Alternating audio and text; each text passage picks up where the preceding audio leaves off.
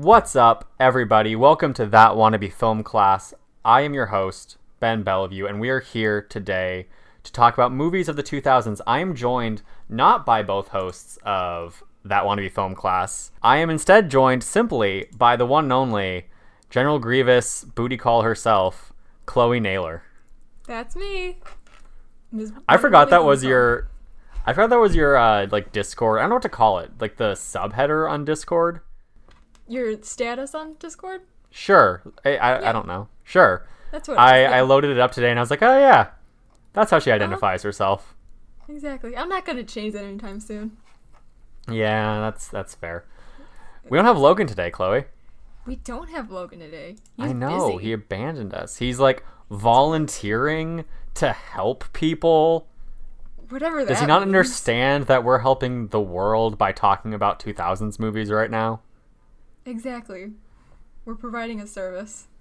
And he's doing whatever. It's a tragedy. For anyone listening, I'm sitting in a different location than usual, so if my mic either gets too quiet or too loud, whoops. Oh well. I'm sorry. Yeah. My mom is usually gone on Tuesdays because I'm living at home for this year, for anyone who doesn't know, which is a time. But she's usually gone on Tuesdays, which is why this works really well to record. But she's here, which means I can't be in the living room like I normally am. And she can't just do dishes for background noise. Yeah. I learned after the first day to not deal with that. So Pilot episode, man. It was a time. Oh, you gotta love it. So, Chloe, we're here to talk about 2000s movies. We are. What movie are we talking about? Because you chose it. I did. We are watching and reviewing National Treasure. The first one. Oh, yeah, we are. Oh my god, it's yeah, so good. It's so good. That movie, it's wild. It really is. It's a trip and a half. Oh my god. There are details that I forgot about. And, like, some of them I understand why I forgot. Like, Hannah Montana's brother in Jackson Stewart is in this movie? Oh yeah, he is. Did you notice him? That was him, Yeah. wasn't it? Okay. That was him. I was like looking at him like, you look familiar, but I don't know. And wow. I second guessed myself. I saw him and I was like, is that one guy? way. And then I was like, no, I'm wrong. But I definitely recognized him, and then I Googled it and I was like, oh, I was right the first time. So Yeah. clearly I'm thriving. But yeah, he's in this movie. He's in this movie reminding me that he is much older than he played in Hannah Montana. Oh yeah. Which I always forget. That man was like 32 when Hannah Montana true. premiered. When Yeah. was Hannah Montana on? 2005? Because this movie came out in 2004, so. Yeah. Okay, that's a good point. Okay.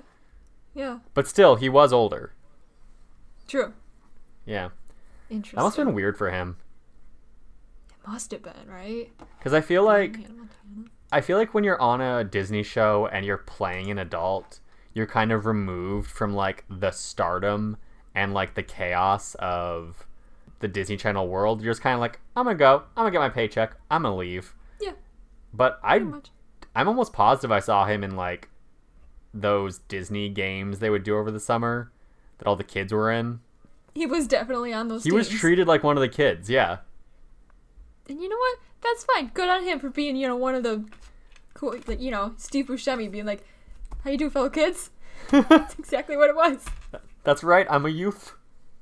You Yeah. can't tell what age I am. Play a teenager, and it worked. I had no idea. Yeah. Fooled me. So before we really dive into National Treasure, just a quick housekeeping note. We are recording this on Tuesday the 19th. I just posted an article on that nerdy site, my first article, about why I think Last Christmas is a messy movie, but also kind of a great representation of what Christmas is, and I really appreciate it for that. Logan also just posted an article a day or two ago about why he chose to join Trevor on that nerdy site project, voyage, whatever you want to call it. So yeah, if you're listening to this and you want to go have a read about movies or just about our site in general, go check that out. It's a time. I say it's a time a lot. Yeah, no, I get it. I say that too. Yeah. It just works when you have nothing else to say. That's true. Anyway, National Treasure. National Treasure, Chloe. It is a national treasure. It is a national treasure. It's directed by John Turteltaub, and I've never heard that name before. Gotta love that name, though. But he's done things that I know. Okay, go on. Are you familiar with Three Ninjas? What? Three Ninjas. No. First of all, that's a tragedy. Three Ninjas came out, I think, in the 90s, maybe the very early 2000s. It was definitely pre-National Treasure. And it's about three brothers who are trained to be ninjas, possibly by their grandfather. Don't entirely remember. It's been a long time since I saw this, but it was like a franchise. They made, I think, three ninja movies. And I loved those as a kid. So that was a big surprise for me. He also made The Sorcerer's Apprentice, that one movie with the voice of Hiccup, and also Nicolas Cage. Oh, yeah. Yeah. Wow. That's a memory I didn't realize I had. Remember when Disney... I know we make fun of Disney for remaking a bunch of their a bunch of their animated movies as live action, but also remember when they tried to make live action movies on a consistent basis that were like new? Oh man, they didn't really turn out too hot, did they? No. They had Pirates of the Caribbean, they had National Treasure, and they had Other. Yeah, and Other we don't talk about. Or remember. He also directed The Meg, which is that movie from last year with the giant shark. Oh yeah, really? Huh. Yeah. He's still out there doing things, man. Good on him. It was also written by Jim Koof, who wrote Snow Dogs, and most notably, Rush Hour. Interesting. Love Snow Dogs. I kind of see the Rush Hour connection. Like, I kind of get it. Yeah. Oh yeah, definitely. Mm-hmm. For sure. Yeah. And that's enough talking about the creatives behind this movie right now, because we should dive into what people really came here for. You having to explain the entire film. The entire plot, which is what I did leading up to this moment. Beautiful. Got home from work and immediately started watching the movie so I could be done in time. I have my notes. I'm ready to interrupt you with opinions and thoughts at liberty. I hope you're also ready to interrupt yourself with opinions and thoughts. Oh, of course. But, alright. Ready to go? Cool. We start off in the far-off year of 1974 in Washington, D.C. And it starts like a horror movie. The attic door slowly creeps open and a young Nicolas Cage walks in. Is this not Uncharted? Listen, this is going to happen multiple times. Does that make his grandpa Sully? I guess that would Christopher Plummer does kind of have a Sully vibe to him in this. I can see it. Definitely play Sully. Unfortunately, Mark Wahlberg has taken that. That's a conversation for another day, though. I kind of want to have that conversation right now, to be honest. Oh, Who would you cast as Sully?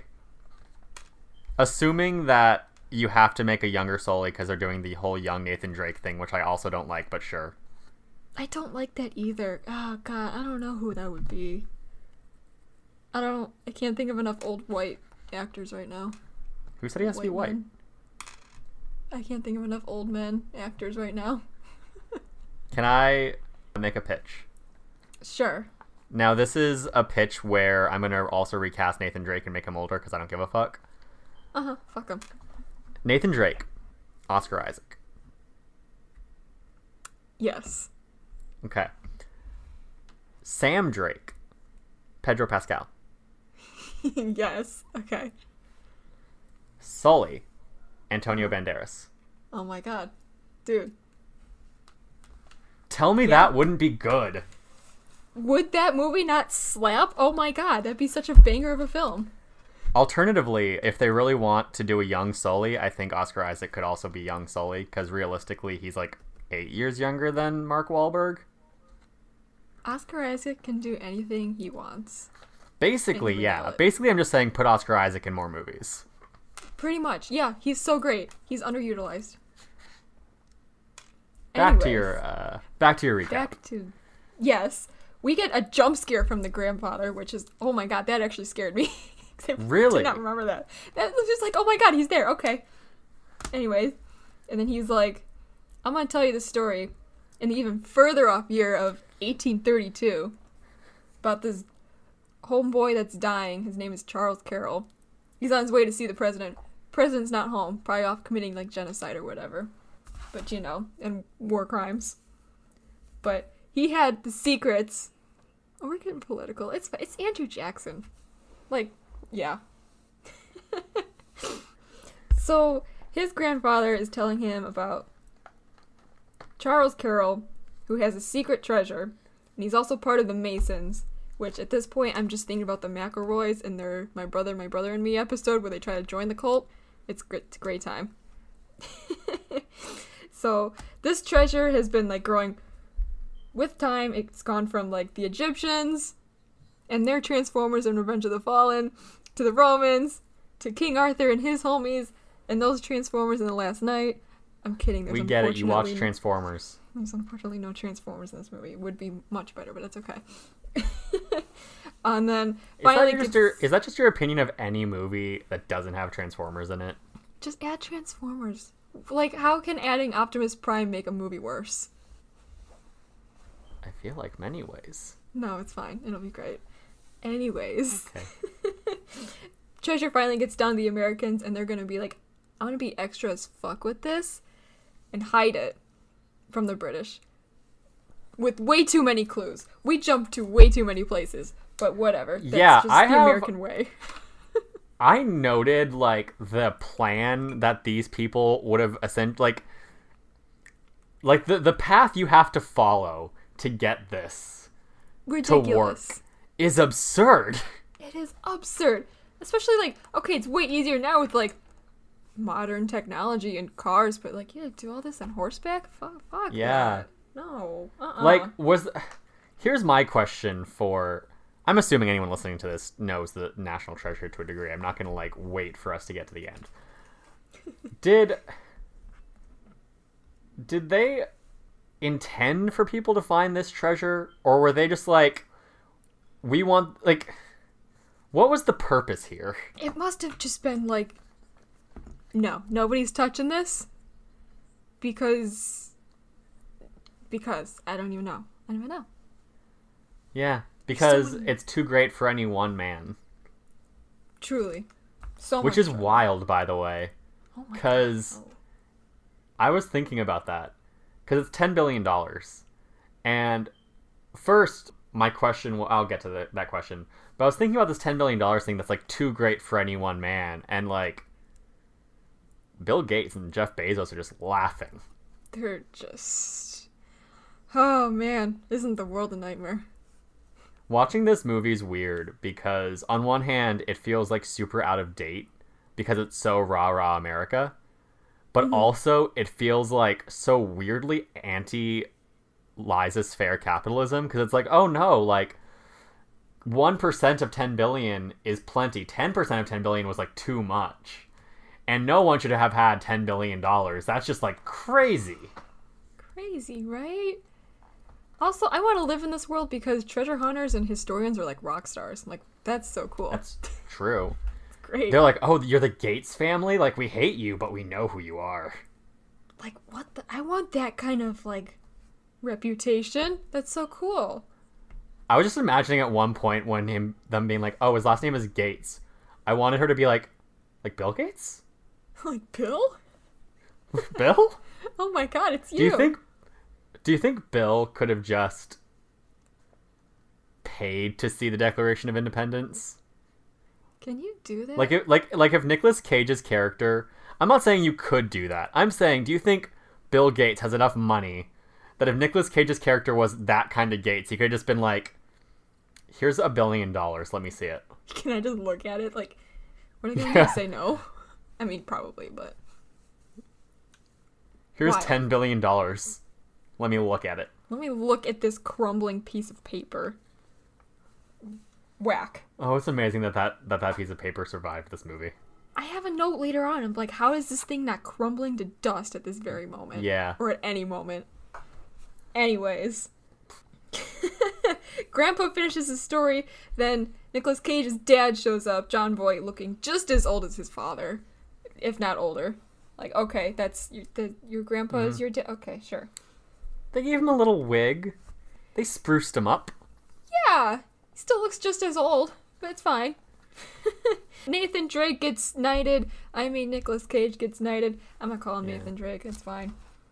And then this scene is really weird to me. Like, I get it. I get why they put it in, because I think it kind of creates this idea of, like, instead of him being an obsessive man, he's kind of, like, filled with childlike wonder. Yeah. Except then they cast Nick Cage, and I feel like Nick Cage's entire personality is just so anti, like, childlike wonder. It is definitely the opposite of whatever that is, yes. Yeah, it kind of recontextualizes that to, like, this man is an incel. In the year 2019, this man would be an incel. Oh no, we're calling Nicolas Cage an incel now. No, we're calling Benjamin Gates an incel. We're calling Nicolas Cage an incel. We've fallen so far. Oh my god. So, we jump like 30 years later because now young Nathan Drake is Nicolas Cage, and they're in the Arctic, and he's been searching for this treasure for decades, and he still hasn't found it. He kind of sucks, but whatever. Yeah. He betrays his American ancestors by enlisting the help of Europeans, which you should never do. Never trust a European. Including Sean Bean, who was an investor for this, like, which further proves my theory that this is just Uncharted 4, because that's basically Rafe Adler. Can I, okay, actually, no, I'll ask the second question later. Can I play this audio of you saying never trust a European for your European friends when you spend the next 12 days with them? Yeah, sure. Go ahead. Great. Love it. They know how I feel.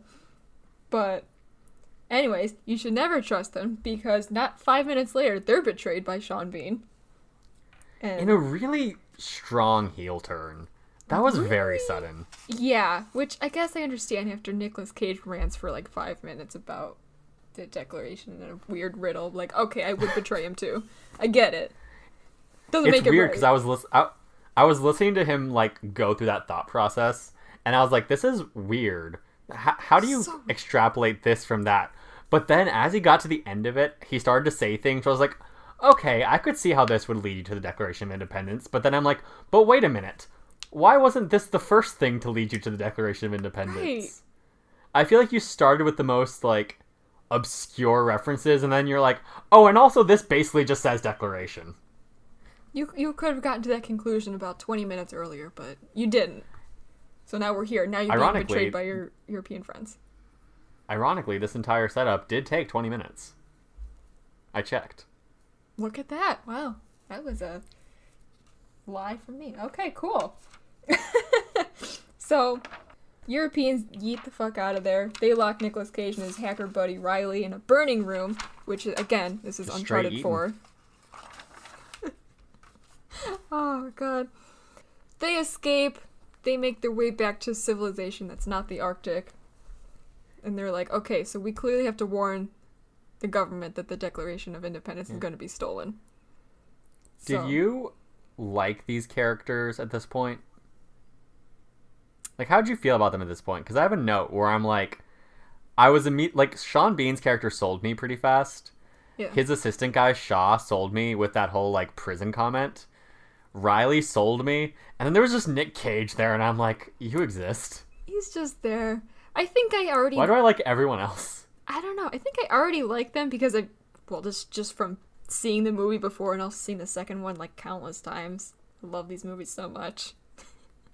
That's fair. So, yeah, I guess. But solid life advice from Nick Cage. One step below crazy is passionate, so that's good to know. That's healthy. That's totally real healthy. Healthy. Like Riley says, you mean obsessed? I'm like, that's more correct, but okay. Just continuing what, in my opinion, is the undercurrent of this entire movie, Nicolas Cage's and Sean Bean's characters' unspoken romance. Oh, yeah. That scene of them parting ways as Sean Bean, like, closes the hatch on Nick Cage was such a romantic beat. They're star-crossed lovers, clearly. Yeah. Yeah. But We can't have any of that. So enter Elena Fisher, who is Abigail Chase in this movie. Who's also not American.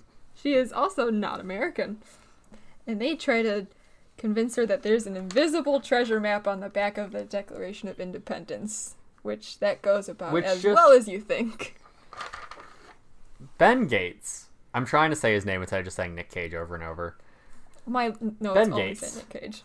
Yeah, Ben Gates is so bad at convincing people. Like he could have said anything. He could have been like, "Look, this person we know believes that there's something on the back of the Declaration of Independence. If we can prove to him that there is or isn't, that settles everything." But instead, he's like, "No, there is a map on the Declaration of Independence." He just it's there. Has the worst elevator pitch. It does not go well. He makes it awkward as all hell and makes everyone believe that he is a crazy person, which he is. And he also just walks in there and basically, this isn't the exactly right phrase for it, but I can't think of the right phrase. He just kind of actuallys her. He's like, "Oh, look at your like history collection. You're missing one though, huh?" And I know he meant it to like connect with her. But that is not how it sounded. Nope, that is not how you flirt with a girl. Can trust me on that. Talk to a girl. Or just even talk to a girl. Like, "Oh, nice collection. You're missing one. Sucks for you." Like, she doesn't probably beat herself up every day that she doesn't have that last piece. Yeah, okay. God, rude.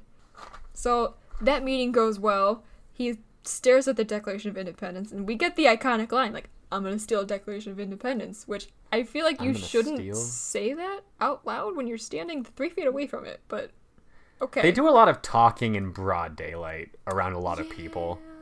And I get it from the movie's perspective, because they're like, "We're gonna use the DC, area." But oof. But yeah, you would get, oh my god. "I'm gonna steal a Declaration of Independence. I'm standing 2 feet away from it. I'm in a public area where there's surveillance and shit and people listening." Like, nobody heard him say that? It's fine. No one believes it's possible, apparently. I mean, I guess, but whatever, alright.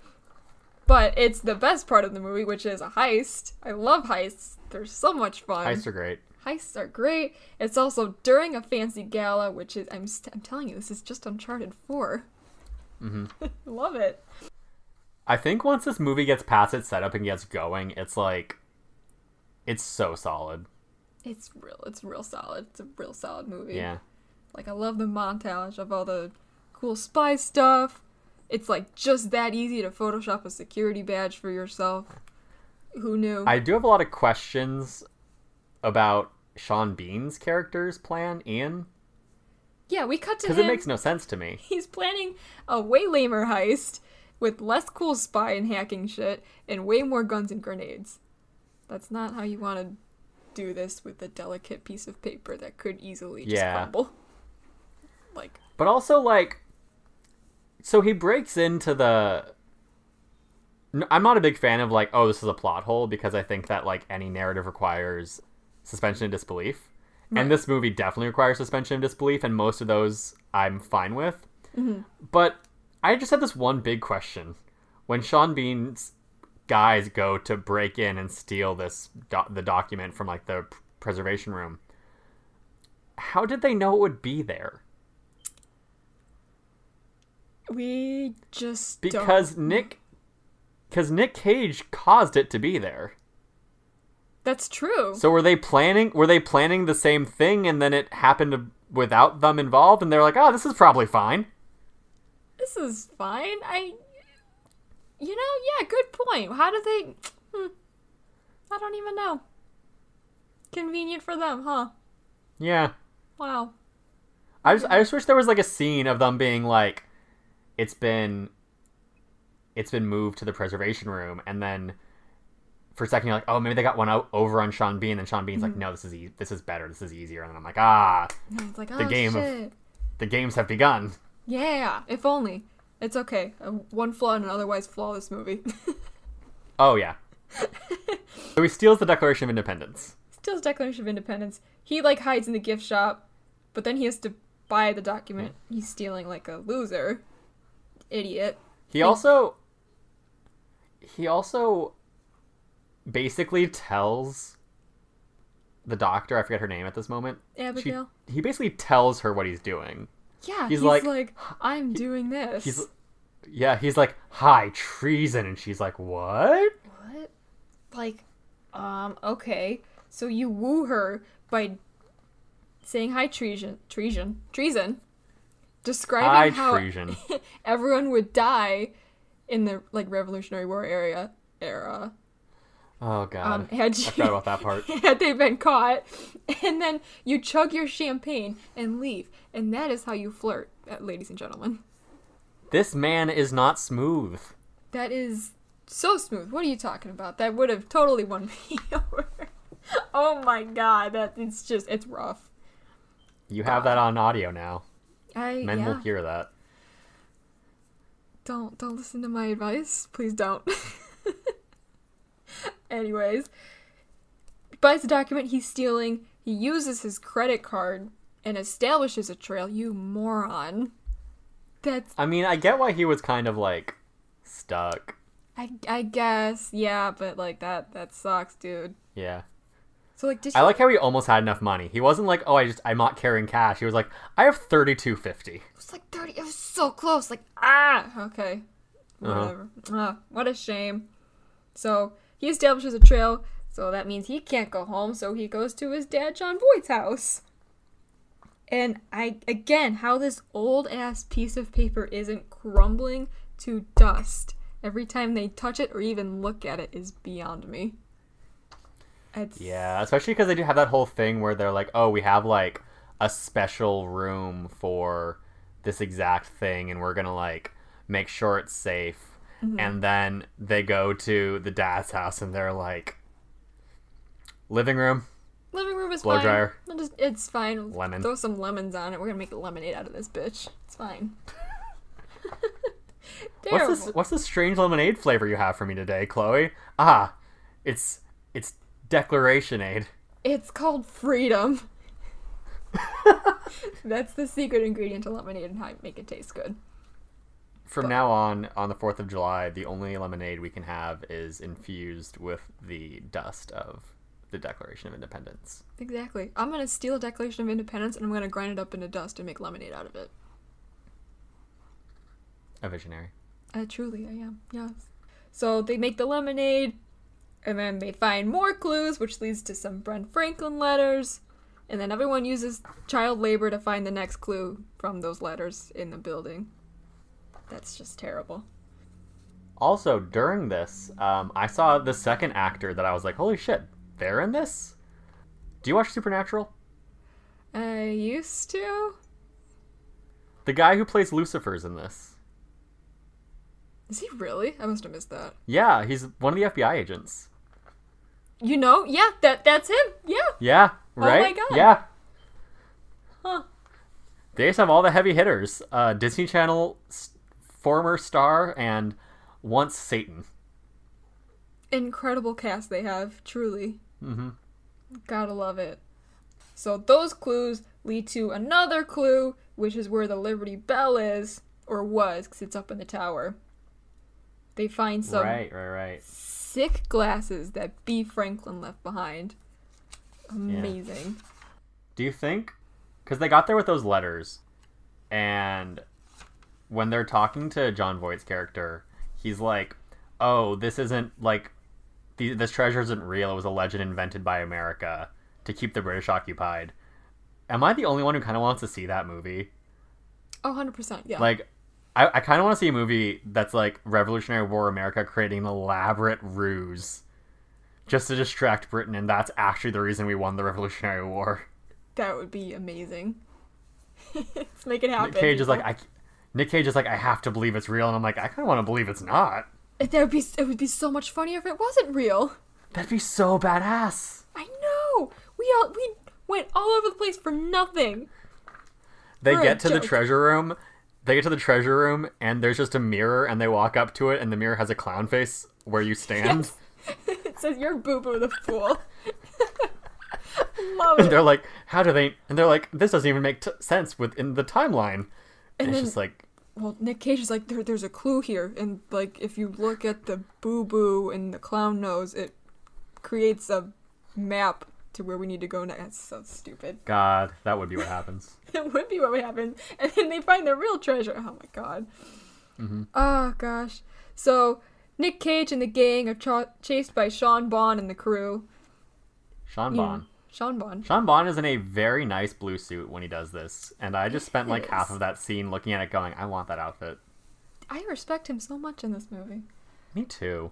Man, Ben Gates does some cool parkour, which means like he does like a random somersault on a roof for no reason, but like, okay, dude. This kid laughs so hard at that. He sends the others off in a different direction, and he's like, take care of her, and then both of the characters say, I will. And I know this is some weird, like the doctor and Riley. Riley's the only character's name that I instinctively remember because I love him. I get it. Riley's so great.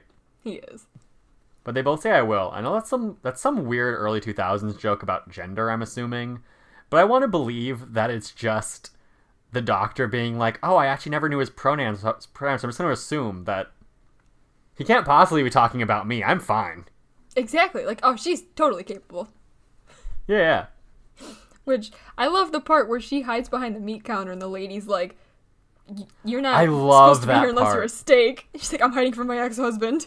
She's like, stay as long as you want. Like, mood. I get it. And then he comes over and he's rude and she's like, I get why you left him. Like, that woman is the MVP of this entire movie. Truly. She's the real national treasure. That lady. Honestly.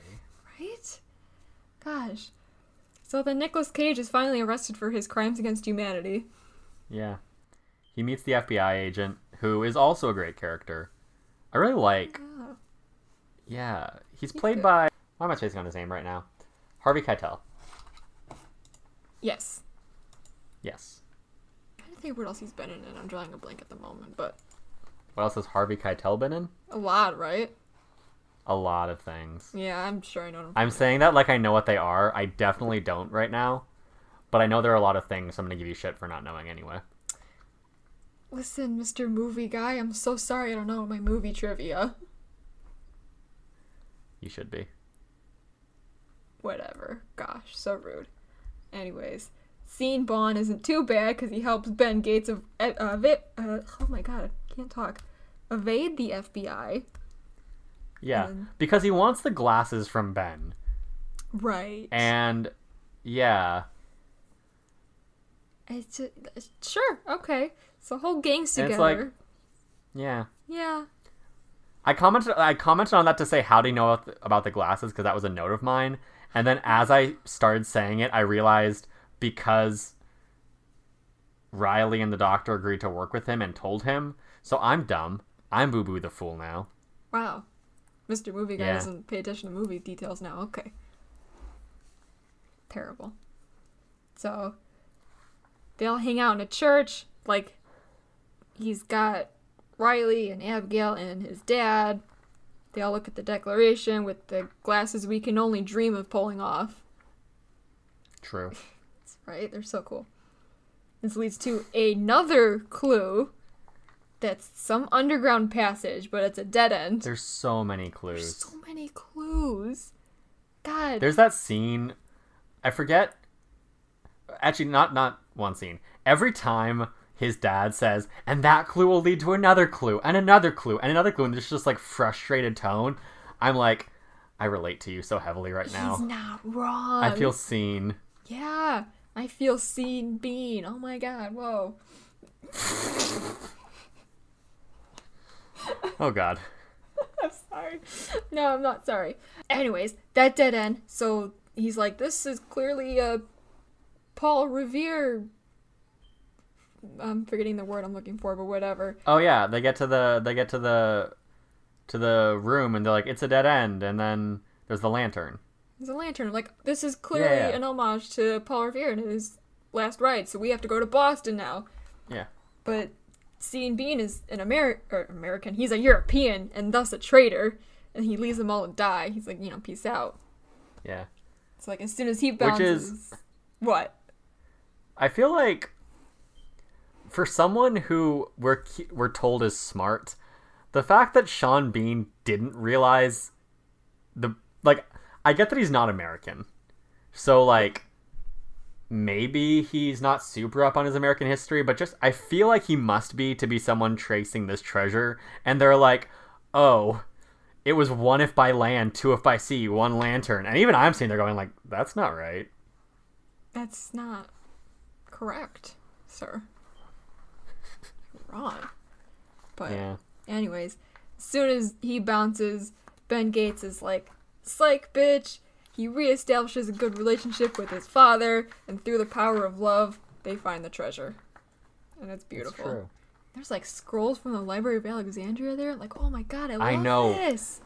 That's the coolest thing. That is the coolest I thing. definitely didn't appreciate that as a kid. Me neither. But that I was like, oh, look at all the shiny gold. And now I'm like, those are scrolls from the Library of Alexandria. Yes. Oh my god, that's how you know you're getting old, when that excites you more than the gold. I feel like I know I'm getting old when I relate to the father character more than Nicolas Cage. Yeah, pretty much. Yeah. So you hate to He's see like, it. He's like, I'm fed up with you, and I'm like, I get it. You're I right. get it. Riley cries because he sees stairs, and I do the same thing when I have to walk up 5 Riley. flights of stairs. It's so funny. Oh my god. Riley's played by Justin Bartha, and I want more of him. I feel like he's an untapped talent. He is great. He should be in more things. Yeah. Even in The Hangover, he's the best friend there, where they're like, he's disappeared. We don't have him around for most of the movie. Oh, Yeah. I forgot about that. Wow. Yeah. I mean, it's been so long since I've seen The Hangover, so. Oh, for sure. Me too. I just remember watching it and being like, hey, it's that guy. And then being like, oh, he's gone. And yeah, okay. Pretty much. So he breaks out of a tomb. He calls Mr. FBI Man, who's actually Freemason Cult Man. That's his Death Stranding name. Oh. So, because he's part of the 3 Freemasons, he's, sympathetic or whatever. 'Cause he's, oh my god, this treasure. Yeah. So But he's also like, someone has to go to jail. someone has to go to jail, so why not put Sean Bond there? Yeah. Who... Can they prove Sean Bond did anything? I had that in my notes. I'm like, they just arrest him for existing.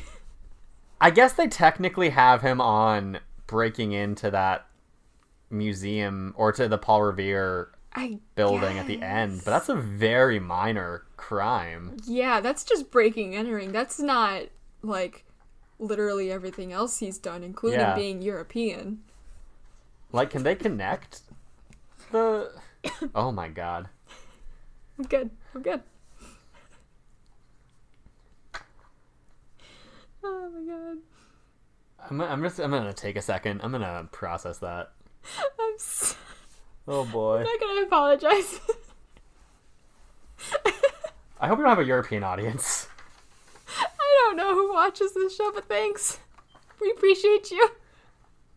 So Chloe, what do you think of the movie overall? How are you feeling about it post thinking about this whole narrative? This movie's so great. It's the Uncharted 4 movie I wish I had.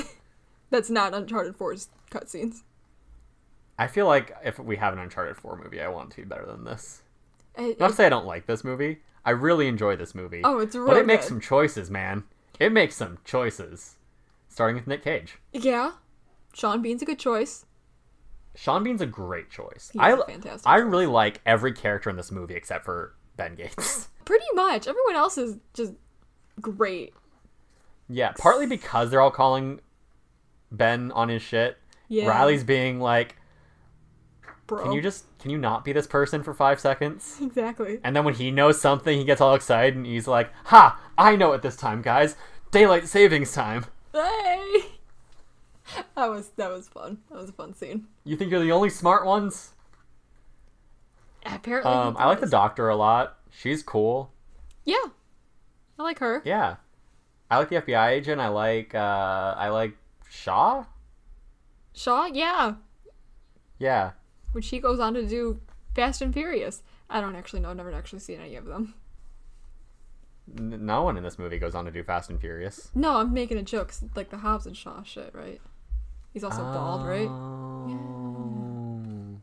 Oh, I see. God, yeah, see. I see.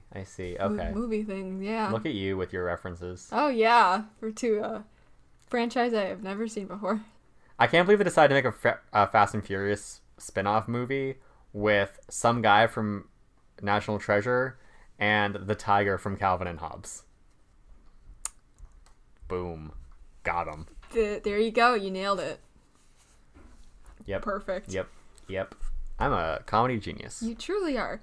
Which, like, off topic Thank real you. quick, I hope they never make a Calvin and Hobbes movie. They never should. I don't think they can. No, hopefully Bill I'm pretty Watterson, sure- like, puts that in his will. Like, do not do that. I remember when I watched a Bill Watterson documentary, and I know that he was like super uptight about not having his stuff merchandised or anything. So I'm pretty sure that's like gonna be hard set when he dies too. Good. Because he's very he was like, I don't want this to become Garfield, which T. Well, I get it. And also, I can never... Yeah. I don't want to hear what everyone thinks Calvin sounds like. Because honestly, that's just my brother to me. That's his name. True. But, like... That's a good point. I don't think I can imagine anyone's voice as Calvin. Also, they for sure would cast some big name actor to be Calvin's voice, and I would never be able to unhear that. No, it would just be like fucking Finn Wolfhard, because he's in everything now. Yeah, that's true. Oh, man. Okay, it's never going to happen. It's fine. We're good. Back to National Treasure, though. What was the Masons' plan here? I know we talked about this in the beginning of the episode, but what the fuck? They accumulate the treasure, but then they hide the treasure.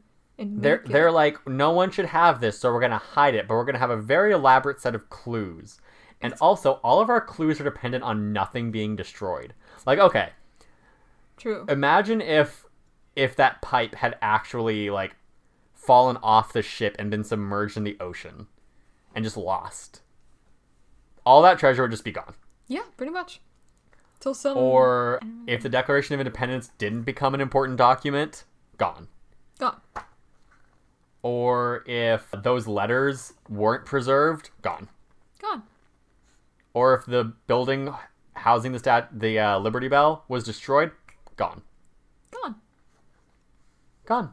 Those glasses that Ben Franklin had, what if they were just stepped on one day and shattered?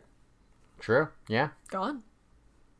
What if they went through this entire process and got down there and just hadn't brought the pipe with them? Because why would they? Why would you? You didn't need it up until this point. Mm-hmm. Gone. No treasure for you. Wow, it is dependent I just really on so want... many things. I would have... Yeah. It's dependent on so many, like, happenstances. Yeah. Just going so right for them. Lucky them. Mm-hmm. $10 billion. He only took 1%, and it's still an astronomical amount of money. Oh my god, I wish that was me. He made $100 million. Well, he made $50 million, I guess. Riley made the other $50 million, but still. Still is so much. So I'm gonna start treasure hunting, guys.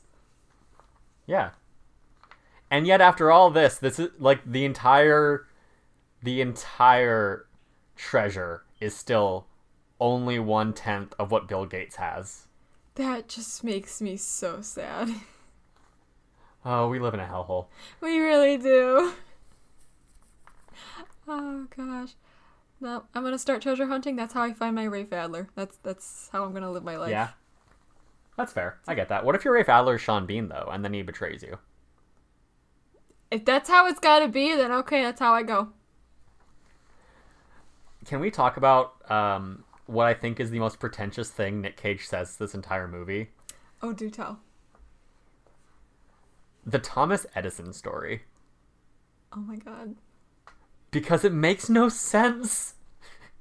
He's like, Thomas Edison tried 2,000 ways, but it only took one to succeed. And it's like, bitch, you have one try.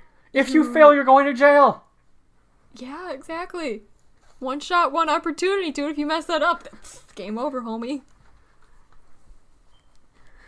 He's like, look how smart I am. Here's a story that is irrelevant to what's going on. He's super pretentious. Like, oh my god. Hey, you like history? No. But okay, you're gonna tell me anyways. Yeah. I do like history. That's why. I do too. History's fun. It is fun. That's a really cool part of this is like for all of its like weird rah-rah America-ness and like Nick Cage being, Nick Cage. Yeah. It's really cool to see this like mystery so interwoven into American history. I love that. It's real cool. Yeah. It must have taken so much research for the writers. Oh my god, I know, right? Yeah. Now I want to watch the sequel. The sequel's real good too. Book of Secrets is great. I haven't seen the sequel in so long. Oh, please watch. That's where they steal the president? They kidnap the president. Yeah. Yeah. Which I think... And then go into Mount Rushmore? Oh my god, this is a whole cinematic universe because I think the president is the CEO guy from iRobot. Oh my god. Is he? he? I could be remembering that wrong, but I think they're the same person. Is our theme for this month not 2000s movies? Is it just films featuring this one man? Oh my god. Is it? Was he in Mamma Mia too? Oh god, yeah, that does break the system. It's okay. Mamma Mia was a pilot episode, doesn't count. That's true. It doesn't. No, it doesn't. What was his name in the movie? Oh, Bruce Greenwood. I found him. Let's see. I definitely know that actor. Yeah, he's been in a ton of shit here. Yeah. While you're doing this, I'm gonna just browse through my notes and see if I have anything to comment on, anything to jump back to. He was the president. Let's see. I was right. Oh my god. Look at that. Oh my god. Look at same dude. Wow. Maybe you're the movie person now. Maybe I am. I'm but a small plebe. A peasant. You're a peasant. All you know is screenwriting. You don't pay attention to the faces. Yeah.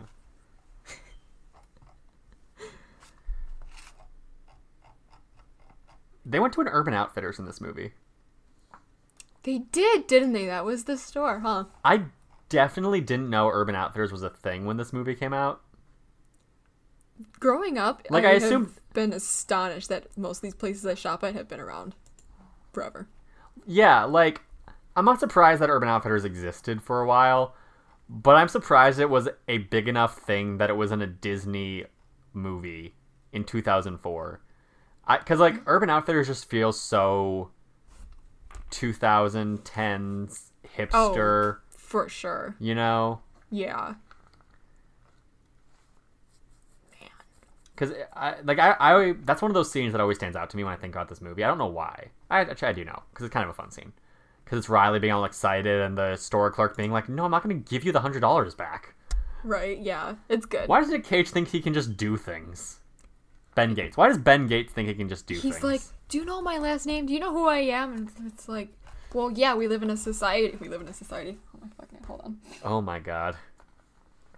Let me take a moment. I'm so sorry for saying that. Why have you done this? I scrolled away from the video feed of you for a second to check to make sure my audio was still going fine, and that's what I hear. Oh god, my head is just in my hands. I said we live in a society. Oh my god. You did. This movie is in a society, oh my god, where treasure hunters and historians are like celebrities. I want to live in it. I want that life where you're a treasure hunter. There's this rich guy who gives you a lot of money to do it. You're living good. You're comfortable. Maybe avoid the betrayal at the end of it. But, the rest of that's solid. Yeah. Yeah. In the second movie, he's like clearing his name and like some random kid is like, hey, your ancestor was a war criminal. And he's like, no, I wasn't. And it's like, how does this kid know? Oh my god, I forgot about that. Yeah! Oh my god. Maybe his ancestor is supposed to be like Benedict Arnold kind of figure. You said a name at me? Which is like everyone knows. Oh. The Revolutionary War traitor. Oh, sure. Is Arnold his last name? I think so. I don't know. No, his... I'm gonna be honest, it definitely took me like a solid 30 seconds to be like, Benedict Cumberbatch isn't the right name. Think of someone else. Not right. No, his ancestor was a dude who was believed to be part of the assassination of Lincoln. Oh. Yeah. You can see how long it's been since I saw the second movie. Dude, I love the second movie so much. Real good. I might need to check. I'll need to check that out. So, moving past this recap, let's get to the big questions. And by big questions, I mean, like, a few questions. Okay. Chloe. Yes. First of all, this movie had a 46% on Rotten Tomatoes. That's way too low. It's a masterpiece. It's very low. You know what else is within the 40s on Rotten Tomatoes? What? Last Christmas, but I don't agree. If you want to find out why, go to that nerdy site and read my article. Chloe's putting her head in her hand right now with pure disappointment, but also mild laughter. That's what I strive for from everyone I talk to. Thank you. Thank you. Wow. That said, it made $347 million off of roughly a $100 million budget. So very successful. Very nice. Not like modern Disney successful, but for its era, I think it did pretty well. It warranted a sequel. Yeah. There's still talks of a potential National Treasure 3.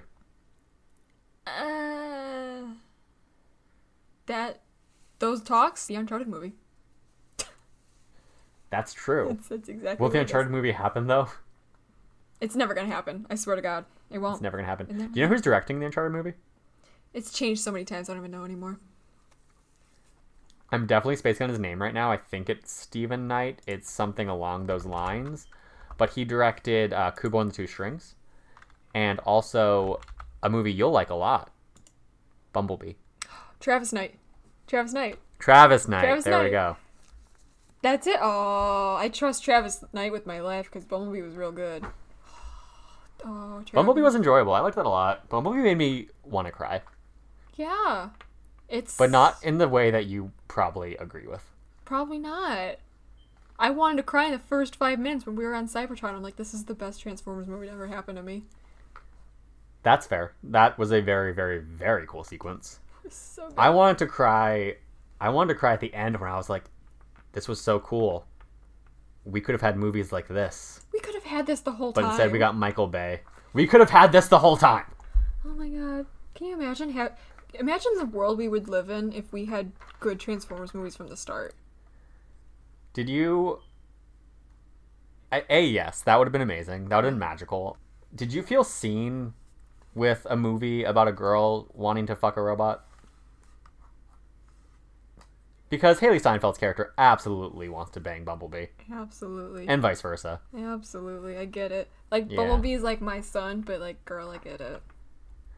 They made it hard not to see him that way when they gave him Dylan O'Brien's voice. God, I forgot about that. Yeah, that's his voice. I definitely didn't. He spoke and I was like, this is uncomfortable. Oh my God, no, Bumblebee really shouldn't talk. To Dylan O'Brien, I keep forgetting about that, and I think that's on purpose. Oh, God. So, Chloe, what are your 3 favorite scenes from this movie? Number 1, when Abigail hides behind the meat counter. I agree with that one. That's in my top 3 too. That's a good one. That's such a good one. I'm hiding from my ex-husband. She's like, you can stay as long as you want. Oh, I get it, man. The end, where they go arrest Sean Bean, and Nicolas Cage just emerges from the shadows just to give him like that sly look, like, I beat you. Like, you didn't have to go there, dude. Have you ever seen Leverage? No. Do you know what it is? No.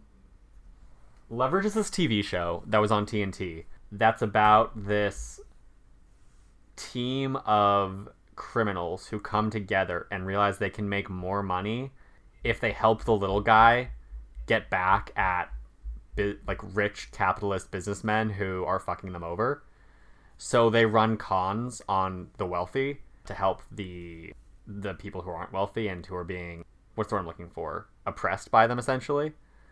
And I feel like that entire show was inspired by this one scene, because that shot of the bad guy like getting caught and then seeing the person who played them come out of the shadows is straight up half of the endings of Leverage episodes. Like almost every other Leverage episode ends with the team and the bad guy seeing them and the music swells and it's like, we gotcha.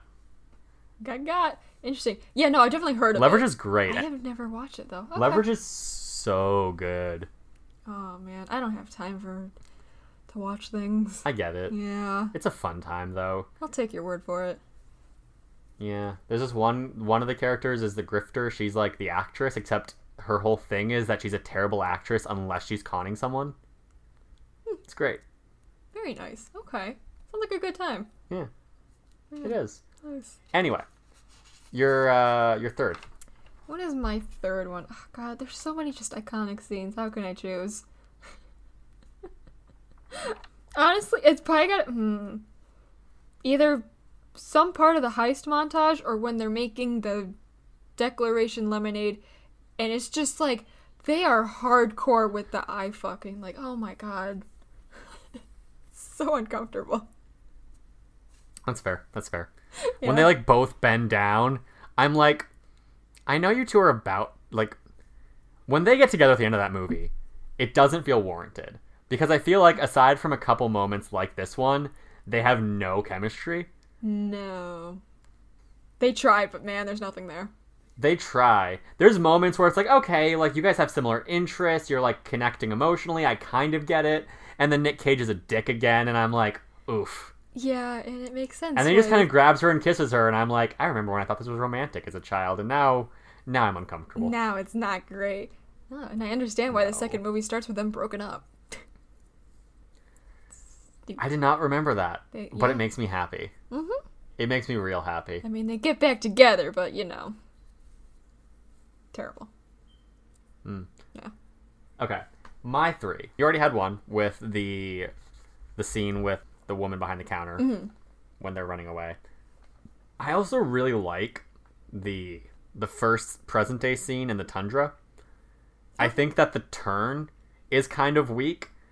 And, like, in retrospect, I have a lot of complaints about it, the way this movie sets itself up because of what it does with the setup. But after watching that scene, after the explosion, I was just like, this is a fun setup. This is cool. Like, I like all the characters except maybe Nick Cage, but I hadn't learned to dislike him yet. I enjoy what's happening here. The explosion was cool. The whole, like, smuggling room. So they're both, like, they're both going after the same thing now, but on opposite sides was cool. I really enjoyed that. Good stuff. Yeah. And then my third one. Third's always the hardest, isn't it? Because you're like, now I have to really narrow it down. Yeah. I like the scene in the Urban Outfitters when Riley gets really excited about knowing something that the others don't. Fair enough. That's a cool scene. Like, we stan Riley. It's like, oh no, we missed it. It's like, actually, with daylight savings, we didn't. That said, though, because there's that little symbol on the right brick, like, they definitely could have just gotten there an hour late and been fine. And yeah, exactly. But, like, you know. Yeah.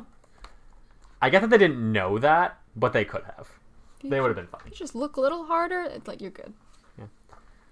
So, this brings me to a little trivia, a little game, little fun time. This is more fun, I feel like, when I have two of you to guess, but with Logan helping people, we're just going to see if you know things. Okay. Odds are you won't, because why would you? I didn't know this either. Know nothing. Yep. Almost every scene in this movie was filmed on location, except for one. I'm not sure one scene, technically, but, like, one location wasn't on location. What area scene do you think it is? They did not film in that Urban Outfitters. Oh my god. How did she know? They couldn't get the rights. No, it's Independence Hall. It's specifically the scene inside when they open the Declaration of Independence and Nicolas Cage is like, the last time this was here, it was being signed. Huh. Where do you think they filmed that? I'm gonna go with some random ass church down the street. No. Here's my hint. Okay. It's definitely designed to look exactly like Independence Hall. So it's not just like a random location that they're saying is Independence Hall. I don't know anything about the East Coast. Probably an old-ass building. I was hoping you were going to say something like, oh, they probably just built a set, because that's what I would guess. It's at Knott's Berry Farm. Interesting. It's a recreation of Independence Hall that is used as an attraction at Knott's Berry Farm, and they're like, we're gonna film here. Huh. Never would have guessed that, but okay. Yeah. Okay. I'd understand it if they were filming primarily in California, but they aren't. But they're not. Why would you go all the way? I mean, okay. Weird. Oh my god. This movie's so weird. How many writers do you think they had on this movie? According to Wikipedia. I'm gonna go with the solid... I was gonna say like 3, but then I was thinking about like all the research they had to do, so like maybe they had like 25. But I'm gonna stick with like 3. So I want to say I'm counting writing teams as 1. So like, if it's like, oh, this person and this person work together to write, then they're 1 writer. There were 9 writers for this movie. It went through 9 different writers. My god. Yeah. There were choices made that went through 9 people. There were choices made that definitely happened with the 9th person, and the first person looked at it and went, what the fuck? They were actually just playing telephone, so by the time it got to the 9th person, it was just so messed up. They're like, just write it down, just write it down. And it worked. Wow. They're like, Declaration of Independence? No, we said... I don't have an end to this joke, man. What sounds like Declaration of Independence? Said the emancipation of... What rhymes with independence? I don't know. I don't think anything really rhymes. People come here for great content, man. This is great content. So, has your opinion of this movie changed with rewatching it? Not at all. Still the same movie. I adore it. Interesting. Yeah. I definitely have a different opinion of it. Really? From rewatching it. It's not...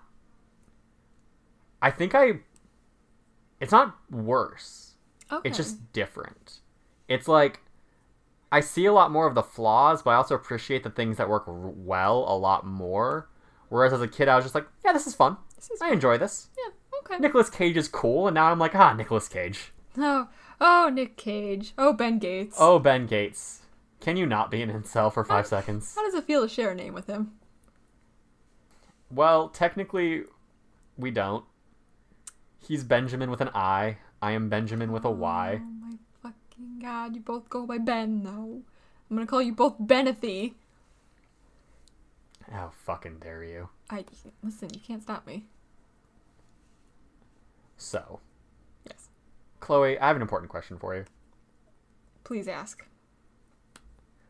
Ladies and gentlemen, welcome to our inaugural game show. Our show within a show. Nailed It with Chloe Naylor. Oh boy.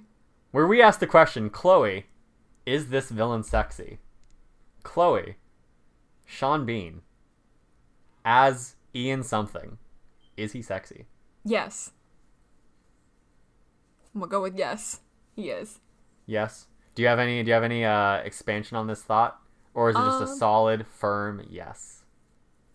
It's both. Also, I know I knocked against Europeans a lot during this, but accents are great. And also at the beginning he was like, oh, I invested in this mission or whatever. I'm like, oh, okay, so you got like Rafe Adler vibes in this Uncharted ass movie. Okay, alright, I'm in. That's where I'm at. But does he have Rafe Adler's hair? He does not, which is unfortunate. He loses some points for that, but he's still a yes. My Pokemon character in the new Pokemon Sword and Shield game has Rafe Adler's hair, and every time I see it, I'm reminded of you. Oh my god, thank you so much. I am You're attracted welcome. to so many people with that hairstyle. I know. Yeah. I'm well aware. Yeah, you know. I know you know. Yeah. So, this brings us to our new game. Oh. We just did a new game, I guess. But this brings us to a new game. Okay. That I'm going to call You're an Exec. So, Chloe. Yes. You're an exec. This movie has come across your desk, and you have the authority to make any suggestions for changes. Up to 2, though, because time limit. And also, let's not just go shitting on this movie.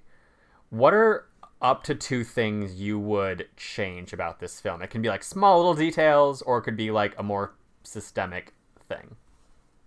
Let's see. First of all, you recast Nick Cage. Someone just a little more charismatic. That's a good decision. I respect that. You He's need someone with childlike wonder. childlike wonder and just with a little more charisma. I forget if I was reading an article about La La Land, or if I was listening to, or I was reading an interview with Damien Chazelle, who directed it. Someone was talking about La La Land, and originally Miles Teller was going to be Ryan Gosling's character in La La Land, Wow. which is a choice. Yeah, That's a choice, yeah. and he ended up not doing it, so Ryan Gosling became that character. Okay. And the point that was being made in whoever was saying this, I forget who, was that Ryan Gosling's character is a character whose writing is so like know-it-all pretentious that if you don't have the right actor to make it charming, it'll just upset He you. will just be an asshole. And they were basically saying like Miles Teller wouldn't have been able to do that, but Ryan Gosling has the right charisma where he makes it feel like he's just this happy, passionate person and not like a know-it-all who thinks he's better than you. Mm-hmm. And that's what they needed. They needed a Ryan Gosling type for this. Yeah. Not necessarily Ryan Gosling, but like, yes. I don't think Ryan Gosling either, but someone who captures that, That essence. someone who can do for childlike wonder what Ryan Gosling could do for like the jazz love in La La Land. Yeah. Yeah. I wonder who's out there. Let us know in the comments below. Oh yeah, if you guys have thoughts for who you would recast as Ben Gates instead of Nick Cage in this movie, tweet at us with hashtag #WannabeFilmClass. We would love to hear what you think. Chloe, what's your second thing? That is what I'm trying to figure out. I know we had a nitpicky thing earlier, and I can't remember what that was. While you're doing that, how about I pitch one? You go for it. Mine's a bigger one. Okay. Mine's very screenwritery because of course it is. Okay. I need to clarify the conflict between Nick Cage as Ben Gates and Sean Bean as Ian. Because as it stands right now, I don't feel like they're like diametrically opposed enough. Mm-hmm. Because for one thing, I'm kind of cheating by like going into multiple facets with this nitpick. Mm-hmm. Not a nitpick, actually. It's a fundamental idea. So, here's the thing. Uh-huh. First of all, when they first get back to America and they're like, he's going to steal the Declaration of Independence, Riley is sitting there saying he's going to do it, that it's going to happen. And then Nick Cage says, I'm going to steal the Declaration of Independence. And then Riley goes, Ben, you can't steal the Declaration of Independence. It's impossible. And I'm like, what? What? Hello? Excuse me, sir? So, here's what I want fixed. I want it to be clarified that Nick Cage and Sean Bean have two very different styles of theft. I want us to know that Sean Bean is like someone who is capable of pulling this off. Because when they start saying he's going to do it, I have no reason to believe he can. And the reality is, they have no reason to believe he can. He told them that he had a criminal past 5 seconds before betraying them. True. So I want our characters to know that he's like a capable thief. But I also want it to be this kind of thing where it's like Nick Cage comes at things from like a very like no one gets hurt, nothing gets damaged kind of way. And Sean Bean really doesn't give a fuck. Mm-hmm. He's very like brute force, which they kind of touch on, but I want that clarified. More. So I want it to be kind of, yeah. So I want it to be when we're coming into this, so when Riley says like, you can't do it, I don't want Riley to be saying, there's no way. I want Riley to be saying, unless you do something very dangerous and damaging, you can't pull off the heist. Like, the only reason Ian can do it is because Ian isn't afraid to have, like, to injure people or to do something like this. So I want that to be a facet of it. I mentioned it earlier that, like, I want there to be more back and forth between the two of them when the heist is happening, because I feel like there was a chance for good tension with Ben Gates causing it to be put in the preservation room. Yeah. And I'm not saying, like, Like, the thing is, I have that complaint because I can suspend disbelief if you need Sean Bean's character to just not comment on it and act like that was always the plan for the narrative to work, but I don't feel like you do. I feel like it would have been better if he had to adapt and we had to see that. That was the nitpicky thing I was thinking of. That's what I wanted to change. Yeah. Yep.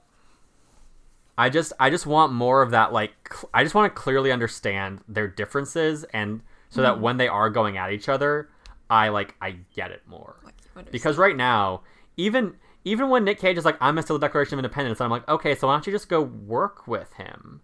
Like, I get that he betrayed you and, like, tried to kill you. Right, but you guys Big have deal. the I understand. same goal. But you have the same goal, and you seem to care more about things not being damaged, so... Right, work with him so he doesn't damage it. Yeah. So if we just kind of, like, clarify their differing styles and what Nick Cage wants... That's the other thing. I don't know what Nick Cage wants. He wants treasure, but, like, he doesn't want the money. Right. But, like, he also doesn't that's want the thing. It's the like... honor. I don't know. It's like... I really respect his whole idea of, like, this is for the people. Like, I want this treasure for the people. Mm-hmm. Especially because a lot of this stuff doesn't belong to America to begin with. So, like, to say he should have it or America should have it is very disingenuous. A little bit, yeah. Yeah. Which is what he says. He says, like, give it to Cairo, give it to the Louvre, give it to all these people, and that's cool. But I never hear that from him before that. It's always just like, I want the treasure because I want it. Right, because I was a kid and it sounded cool. Yeah. Yeah. So I would have liked there to be more clarification of, like, him saying, we need to do this for the people. And then when he finds the room and it's empty, it to be like, no, Nick, what you always needed was just to, like, validate your family and feel like your family wasn't this kind of, like, hat. And that's what you wanted was the treasure, but what you needed was this. And then you can give him the treasure and he has, like, the happy ending. There you go. So it's just like, there's some... I was saying this earlier, I really like the entire middle of this movie. I just feel like the setup and the payoff could have been a bit clearer. Yeah. A little more concise. Yeah. And I think you would have had, like, a rousing bit of entertainment. You did have a rousing bit of entertainment, but there were definitely moments where I was like, why don't you just work with him? Right. Clear that up, why you can't exactly. Yeah. Mm-hmm. I also would have made them ex-lovers. I'm just saying. It would work out. Listen, like, that would add another facet to the story. Like, ooh, they used to be lovers. And maybe Sean Bean's, like, doesn't really want to kill Nick Cage. Like, he's kind of hesitant because he still has feelings for him. But then Shaw dies, and Shaw could be, like, his brother. So he's like, my brother died for this. Yeah, it's like... I don't give a shit anymore. And then he just abandons him in the mine. Yeah. Like, and he's like, I'll come back for you, but only after I have the money. There you go. Nice. We fixed the movie. It's perfect now.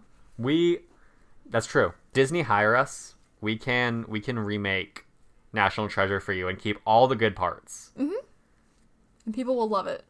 This isn't to say that I think that my ideas for it necessarily are better than what exists. The movie's still great. am a screenwriter who just graduated college and definitely, hasn't done everything. But I think it's a fun thought experiment. It's fun to see how we would each approach this movie a bit differently. Because within every story, there's, like, 5 alternatives that are equally, I think, as valid. As a screenwriter myself, I've definitely written things where I've, like, looked at 5 different options for where it could go, and I'm like, none of these are bad. Yeah. And then I have an existential crisis. Nice. All right. Yeah. I'd love to see it. Chloe, I think this is wrapping up our time here today. I think that it is. Yeah. So, do you have any closing thoughts? This movie's a banger, and it still holds up. This movie is a banger. Yeah. I really enjoy this movie. I think this is one of the best live-action movies Disney has, especially if you don't count any of their remakes. That's true. The bar is pretty low, though. The bar is very low. The bar is on the floor. The bar is like... I mean, I guess I love DComs. That's true. But that's also nostalgia. Yeah. Like, there's a lot of nostalgia to like, that. If I have to went acknowledge back and that. watched those, they're probably not great. Yeah. But, You know what is great? High School Musical. So I've heard. I rewatched it. Genuinely a good movie. Didn't expect that. Everyone keeps telling me to watch High School the Musical, the series, the show, or whatever it's called. That's pretty good. Yeah. I like the first episode. The second one's okay. Interesting. Maybe. This has been this week in That Wannabe Film Class. Next week, we're losing Chloe I am to the European abyss. I am betraying my ideals and going to Europe. We have had 2 episodes with all 3 hosts. Mm-hmm. And now we're going to have 2 with missing 1 person each time. Yeah. So we're doing great. We're fun. really thriving with this. Yeah. Totally. But it's okay. You're going to the United Kingdom, but we're bringing something back from the United Kingdom. We're bringing my favorite movie. We're bringing my favorite Edgar Wright movie. And what was once my favorite movie of all time, it isn't now, but it's still up there. Hot Fuzz. Nice. Have you seen Hot Fuzz, Chloe? I have not, and I still will not. Or I force you to watch it and send in your thoughts. I'm busy. I'm in the UK, you know. You're on a plane. I got so many Disney Plus things I have downloaded I'm gonna watch. Wow. If you want to hear Chloe's thoughts on Disney Plus things, donate to our Patreon. Our current goal is at getting $100 per month, which is, I believe, $26 more than where we're at right now. We will start a Disney Plus podcast where we talk about different things on Disney Plus. I don't know who will be on that. It'll probably be a rotating cast of That Nerdy Site. But if you are interested in seeing that content, go to the That Nerdy Site Patreon. Give us $1, give us $5, give us whatever you can. We are happy with anything, and we appreciate you. Your donation helps us keep the lights on here at That Nerdy Site because hosting websites costs money. Who knew? Chloe, where can people find you? You can find me twitter.com, twitch.tv, instagram.com, all of those at EchoClo. I'm that username basically everywhere. It's my brand. Right next to being General Grievous's booty call. General Grievous's booty call herself. Should we make that your official, tagline on this podcast? Oh my god. Do you want that? This is up to you. Oh my god, do I? I don't know. I know sometimes you need that. You need that buffer between you and your robot brand. You need to be an actual human being. A little bit. Maybe not, just so I can have some personality that's not associated with General Grievous. We'll find something special for you. Well, okay, we'll do that. Okay. I can be found on Twitter at Mr_BentoBox. Anywhere else at Mr. BentoBox, no underscore. That primarily is Instagram and Letterboxd. Follow me on Letterboxd if you want to see my up-to-the-date movie opinions. Also follow Chloe on Letterboxd. Yeah, I forgot. She got very excited, yeah. You can see my list of 2019 movies ranked. You can also read some of my very short reviews. Sometimes I think about using Letterboxd to actually write reviews, but no, I love my I just kind of write dumb jokes. Reviews. Exactly, me too. It's so much fun. What's your favorite review you've written? Oh, what's my favorite review that Find I've done? Hold on, I will do that right now. Plug your content. I'm finding mine too. Oh my gosh, I just watched Tron Legacy the other day. I wrote, "The lights are pretty and the music fucks. Rinsler, call me." Yes. I saw it. Which one is that? Tron Legacy? Not Tron Legacy. The character you're saying to call you. Rinsler? That's Tron. Spoilers for Tron Legacy. That's gotcha, evil Tron. Gotcha. Yeah. It's great. He fits the brand. Let's see. My favorite is... I like that when I saw... I'm trying to find an actually funny one. But I like that when I saw Last Black Man in San Francisco, which is currently my favorite movie of the year. My response was just, holy shit. Nice. I'm looking back at my Shape of Water review where I just say, girl, me too. I get it. Oh, my Us review is pretty good. My Us review is, I too went to Santa Cruz Beach as a kid and never wanted to go back. Oh my god. Oh, it's a hellhole. Yeah. Oh man, the amount of times I just rewatch Incredibles and just be like, this started me in my villain-loving ways. Yes, that is true. What the? I just buzzed my phone from my keys. Good job. If anyone heard that. Thank you.